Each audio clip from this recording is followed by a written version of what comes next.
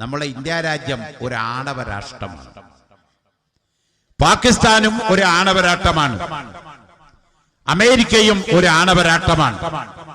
ചൈനയും ആണവ രാഷ്ട്രമാണ്. റഷ്യയും ആണവ രാഷ്ട്രമാണ്. എന്താണ് കാരണം?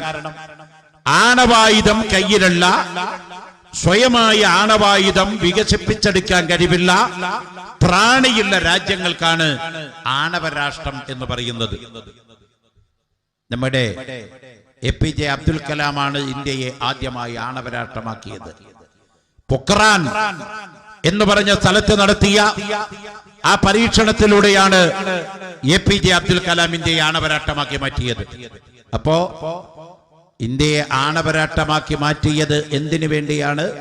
നമ്മുടെ കയ്യിൽ നല്ല ആറ്റം ബോംബ് ഇരിക്കുന്നുണ്ട്. ഈ ബോംബ് എന്തിനാണ് ഉണ്ടാക്കി വച്ചിരിക്കുന്നത്?